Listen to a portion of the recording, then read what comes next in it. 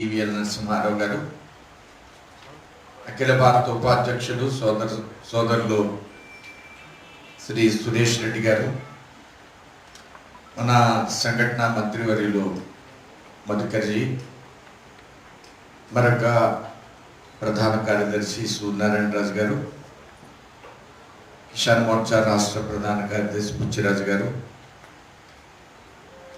సమావేశంలో పాల్గొన్నటువంటి రాష్ట్ర కిసాన్ మోర్చా పదాధికారులు, జిల్లా అధ్యక్షులు, కార్యవర్గ సభ్యులు,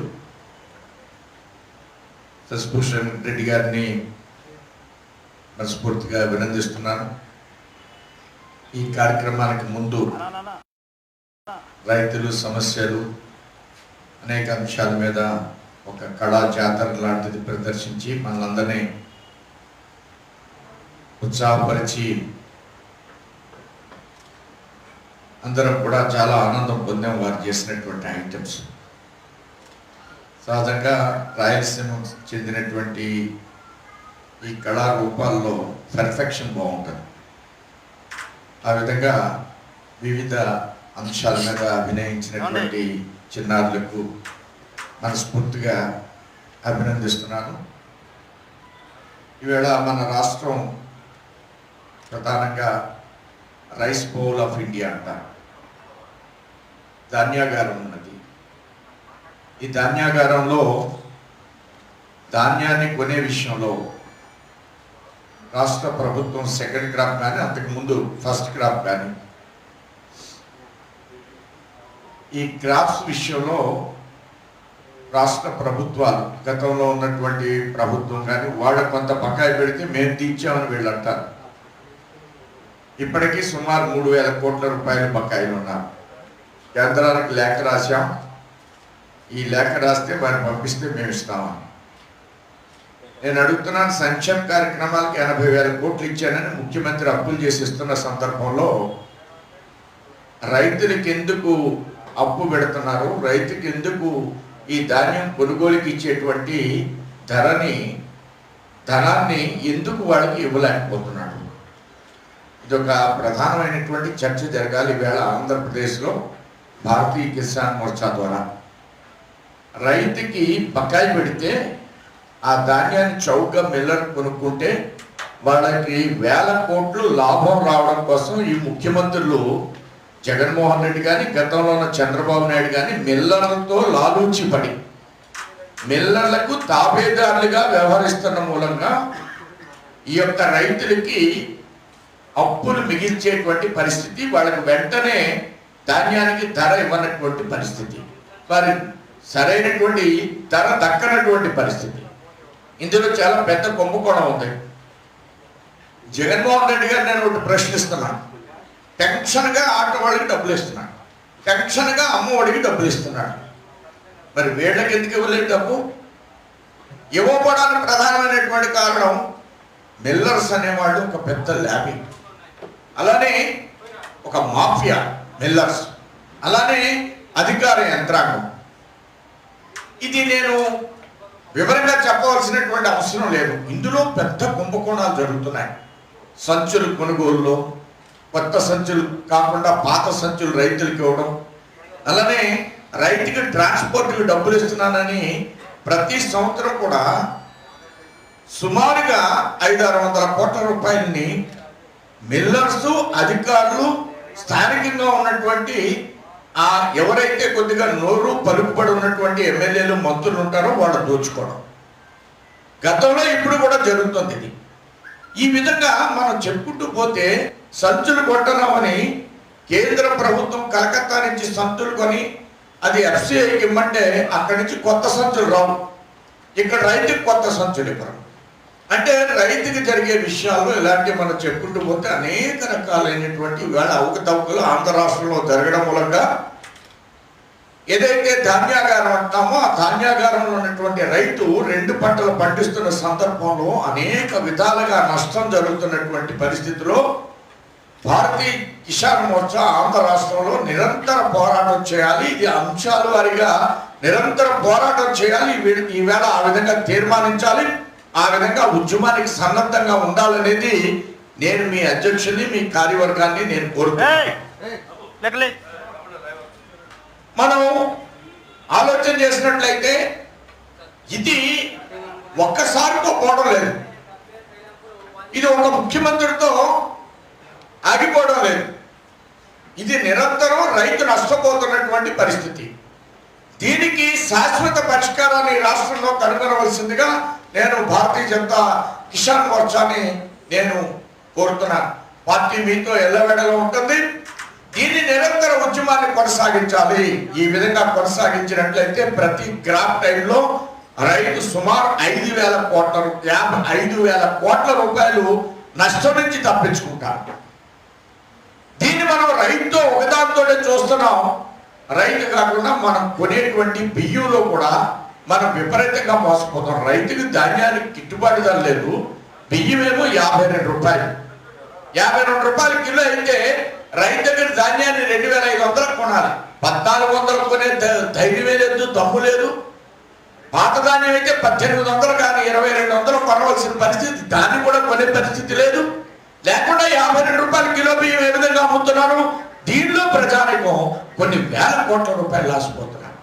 ప్రజలు నష్టపోతున్నారు, రైతాంగం నష్టపోతుంది. ఈ రెండు అంశాల్లో మిల్లర్ బాగా బాగుపడుతున్నాడు. ఈ మిల్లర్ది ఒక శాశ్వతమైనటువంటి వ్యవస్థ అయిపోయింది. ఈ మిల్లర్ని ఈ అధికార వ్యవస్థలో ఉన్న జాయింట్ కలెక్టర్స్ వ్యవస్థ, civil supply DMs, district managers, అలానే civil supply MDs, joint collectors. ఒక జిల్లాలో సివిల్ సప్లై డిఎం 5 ఏళ్ళు ఉంటాడు, డిప్యుటేషన్ మీద వస్తాడు. 5 ఏళ్ళు ఎందుకు ఉంటాడంటే వేరే డిపార్ట్మెంట్ నుంచి. ఒక మంత్రికి 3 కోట్లతో ఇల్లు కట్టించాడు ఒక సివిల్ సప్లై డిఎం. ఒక జిల్లాలో 3 కోట్లతో ఇల్లు కట్టించాడు. అది ఏ ప్రభుత్వంలో ఏ మంత్రి అని నేను చెప్పదలుచుకోలేదు. ఈ విధంగా రైతు దోపిడీలో ఇన్ని అవకతవకలు జరుగుతున్నాయనేటువంటి విషయాన్ని మీ అందరికి కూడా తెలియడం కోసం నేను ఈ అంశాన్ని ప్రస్తావిస్తున్నాను. ఇన్ని వేరుశనగ విత్తనాలకి, పప్పు ధాన్యాలకి, కందులకి అన్నిట్లో కూడా కేంద్ర ప్రభుత్వం విపరీతమైనటువంటి ఎంఎస్పిని, మినిమం సపోర్ట్ ప్రైస్ను అనేక విధాలుగా పెంచింది భారతదేశంలో, ఆంధ్ర రాష్ట్రంలో కూడా. ఆ కందిపప్పు 80-90 రూపాయలు అమ్మవలసింది 150 రూపాయలు అమ్మితే ప్రభుత్వానికి కళ్ళు చెవులు లేనటువంటి పరిస్థితి. మనం ఇచ్చిన ఎంఎస్పితో కలిసి కందిపప్పును 90 రూపాయల కంటే ఎక్కువ అమ్మకూడదు కిలో. ఈవేళ 150 రూపాయలు అమ్ముతున్నారు కందిపప్పు. ఎందుకు అమ్ముతున్నారు, దేనికి అమ్ముతున్నారు అనేది అర్థం లేనటువంటి పరిస్థితి. నంద్యాలలో కానీ మనం ఇలాంటి మార్కెట్లు, నేను వివరాల్లోకి ఎందుకు వెళ్తున్నానంటే ప్రతి అంశాన్ని క్షుణ్ణంగా అధ్యయనం చేయాల్సినటువంటి పరిస్థితి ఈవేళ భారతీయ కిసాన్ మోర్చా మీద ఉంది.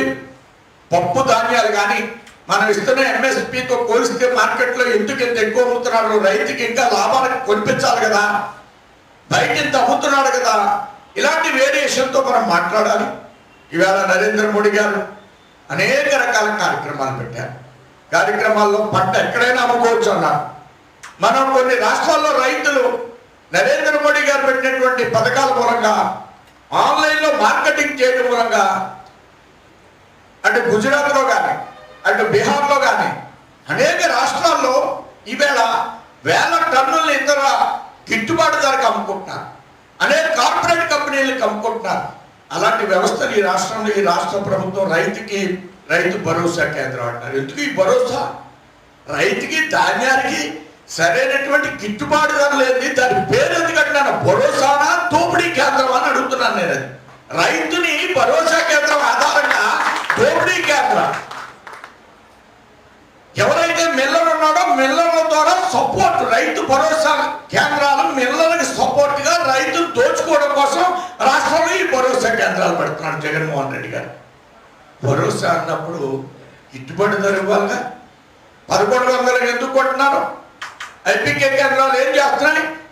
ఈ యొక్క ఐపీకే కేంద్రాలు కానీ సొసైటీస్ కానీ రైతు భరోసా కేంద్రం వేళ రైతు నష్టపోతే కళ్ళు అప్పగించి వస్తున్నారు. వాటికి ఆ భరోసా కేంద్రాలను కడుతున్నారు. మళ్ళా దానికి ఎన్ఆర్ఈటీఎస్ నుంచి డబ్బు తీసుకుంటున్నారు.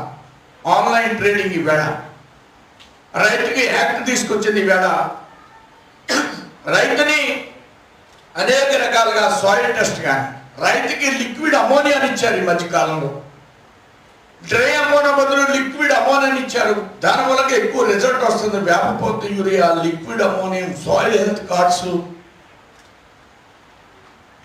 అనేక రకాల కార్యక్రమాలు ఈవేళ నరేంద్ర మోడీ 100 రకాల కార్యక్రమాలు పెట్టారు ఆయన వచ్చిన తర్వాత ఒక రైతు కోసం. కారణం జిడిపి గ్రోత్ రేట్ ఈవేళ పెరగాలంటే రైతాంగం ఆదుకోవాలనేది ఈ ప్రభుత్వం యొక్క లక్ష్యం. భారతదేశం గ్రామీణ ఆధారంగా, రైతు ఆధారంగా నడుస్తున్నటువంటి దేశం భారతదేశం. మనకున్న పరిజ్ఞానంతో కోఆపరేటివ్ సొసైటీ వ్యవస్థలో కానీ, మన కిసాన్ సంఘం ద్వారా వచ్చే ఫీడ్బ్యాక్ కానీ, ఇవన్నీ తీసుకుని ఎన్నో మౌలిక సంస్కరణలు ఈవేళ భారతీయ జనతా పార్టీ ప్రభుత్వం, నరేంద్ర మోడీ ప్రభుత్వం 14 నుంచి ఇవేళ వరకు అనేక రకాల కార్యక్రమాలు చేపడితే అవి రైతు అనేది ఒక పెద్ద సెక్షన్ కాబట్టి రైతుకి అన్యాయం జరిగింది, మండీలో కాదు బయట అమ్మేస్తున్నాడు మోడీ అంటాడు. బయట అమ్ముకోవడం, మండీలో అమ్ముకోవడం ఇవి కొత్తగా మోడీ గారు పెట్టింది కాదు, రైతాంగాన్ని తెలుసు. దానికి పెద్ద ఎత్తున ఉద్యమం దేశవ్యాప్తంగా గొప్పలు మునిగిపోయినట్టు దేశవ్యాప్తంగా ఉద్యమం. ఢిల్లీలో 6 రోజుల యాత్ర. దీని వెనకాలంతా కూడా ఇంటర్నేషనల్ మనుషులు ఉన్నారు ఈ వ్యవస్థల వెనకాల. ఎంతకాలం చేస్తారు? నరేంద్ర మోడీని రైతు ప్రో యాక్టివ్గా నరేంద్ర మోడీ పెడితే ఇంత పెద్ద సమాజం రైతు రేపు ఆదుకుంటే ఏదో విధంగా దెబ్బతీయాలి. యూపీలో కొన్ని ప్రాంతాల్లో చేయాలి, యూపీలో ప్రభుత్వం అధికారం రాకుండా చూడాలి. మనకి యూపీలో అధికారం రావడం, బీహార్లో అధికారంలో రావడం, దేశంలో అధికారం రావడం ఇది ప్రధానమైనటువంటి అంశం కాదు. మనకు ఉన్నటువంటి సెక్షన్ని ఇవాళ మనం ఒక అంశం చూసాం. ఇవాళ చైనా వల్ల అప్పుడప్పుడు ఒక యుద్ధ విమానంతో ఇబ్బంది పెట్టే పరిస్థితి, దాన్ని కూడా మనం కనుగొన్నాం. దాన్ని కూడా మనం ఇవాళ ఛేదించే పరిస్థితి వచ్చింది. అలాగే రైతుల యొక్క సమస్యను కూడా అదే విధంగా చూస్తాం, అలానే ఛేదిస్తాం. భారతదేశంలో అనేక రకాల అంగాల్లో ఉన్నటువంటి వ్యవస్థల్లో రైతుని రక్షించడం అనేది భారతీయ జనతా పార్టీ కనీస బాధ్యత. అది కమిట్మెంట్ భారతీయ జనతా పార్టీకి. ఈ దేశంలో అన్ని వ్యవస్థల్ని సమూలంగా మార్పు చేయాలన్నటువంటి లక్ష్యంతో వెళుతున్నటువంటి వ్యవస్థ భారతీయ జనతా పార్టీ. దేశ అభివృద్ధి మనకు ప్రధానమైనటువంటి ధ్యేయం. ఆ ధ్యేయంలో రైతు అనే వ్యక్తి ఇవాళ భారతదేశానికి వెన్నెముక, బ్యాక్ బోన్ లాంటి వారు, గ్రామీణ వ్యవస్థ బ్యాక్ బోన్ లాంటి వారు. ఇలాంటి అనేక రకాలైనటువంటి ఎఫ్పిఓస్ని భారతదేశం రైతు గిట్టుబాటు ధరకు అమ్ముకునే విధంగా ఎన్నో సంస్కరణలు మనం తీసుకొచ్చే పరిస్థితి ఈవేళ భారతదేశంలో ఉంది. ఈ సందర్భంలో యువమోర్చా, కిసాన్ మోర్చాని నేను కోరుతున్న నిరంతరం పని మన యొక్క ఆధారం. గ్రామాలకు వెళ్ళడం, పనిచేయడం, రైతులతో మమేకం అవడం, ఎఫ్పిఓస్ని మనం ఫామ్ చేయడం, రైతుకి అందుబాటులో ఉండడం, ఇన్సూరెన్స్ విషయం కావచ్చు, అనేక అంశాల్లో మనం ముందున్నాం. కానీ రాష్ట్ర ప్రభుత్వాలు ఇన్సూరెన్స్ విషయంలో సరిగా కట్టలేనటువంటి పరిస్థితులు గతంలో గమనించాం. ఈ ప్రభుత్వం కూడా అదే విధంగా ఉంది. ఆ ఇన్సూరెన్స్ని ఎంతో పెద్ద ఎత్తున నరేంద్ర మోడీ గారు ప్రారంభించడం జరిగింది. ఆ దృష్ట్యా మనం అందరం కూడా నిరంతరం శ్రామికుల్లా కిసాన్ మోర్చా రాష్ట్ర కార్యవర్గం మీరు తీసుకోవాల్సినటువంటి ఈవేళ ప్రమాణాన్ని స్వీకరించాలి. మనం అందరం కూడా ఈ యొక్క సమావేశంలో రైతు రక్షణ అనేది మన ఆలోచన. దీనికోసం మనం అందరం కూడా నిరంతర పర్యటన, నిరంతరం రైతుల్లో కలిసి తిరగాలి. ఈవేళ మనం కిసాన్ మోర్చాలో వ్యవసాయాన్ని మనం చాలా దగ్గర నుండి అబ్జర్వ్ చేయాలి. తెలంగాణలో కానీ, ఆంధ్రాలో కానీ ఎంతోమంది యువకులు ఈవేళ ఆర్గానిక్ వ్యవసాయం చేస్తున్నారు. మనం బుడబియ్యం పండించేవాళ్ళం, నవార బియ్యం పండించేవాళ్ళం. 1,00,000 విత్తనాలు మనవి, విత్తనాలు 1,00,000 విత్తనాలు మనవి.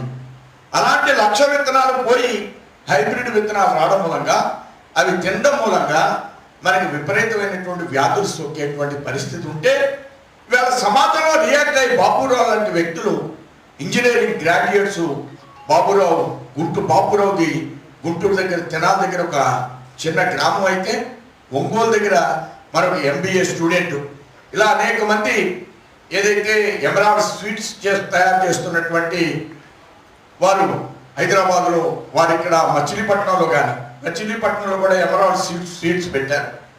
మన బియ్యం, మనం వండుకునేటువంటి బియ్యం అవేళ బుడం బియ్యం అని పండించేవాళ్ళం. బహుశా అవే నవారా రైస్ అనుకుంటున్నా.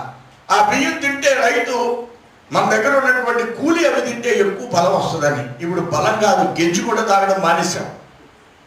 భారతీయ కిసాన్ మోర్చా ఆవు సేంద్రీయ వ్యవసాయం ఆధారంగా రాష్ట్రంలో జరుగుతున్నటువంటి అంశాలని స్ఫూర్తితో పరిశీలన చేయాలని నేను మనస్ఫూర్తిగా కోరుకుంటున్నాను. ఇలాంటి సమావేశాల సందర్భంగా వాళ్ళు తీసుకొచ్చి సన్మానం చేయాలి. వాళ్ళు పంచి కట్టుకుంటున్నారు, టవలు చుట్టుకుంటున్నారు, లోపల ఉన్న బనేను 40 నెంబర్ క్లాత్తో వేసినటువంటి చేతులు బనేను వేసుకుంటున్నాడు ఈవేళ యువకుడు.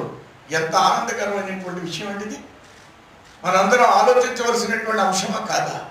ఇది తినండి, ఈ పంట తినండి, ఈ పంట తింటే మీ ఆరోగ్యం బాగుంటుందని ఈవేళ ఒక కర్ర మన రైతు భుజం మీద వేసుకుని నడిచేవాడు 2 చేతులతో పట్టుకుని.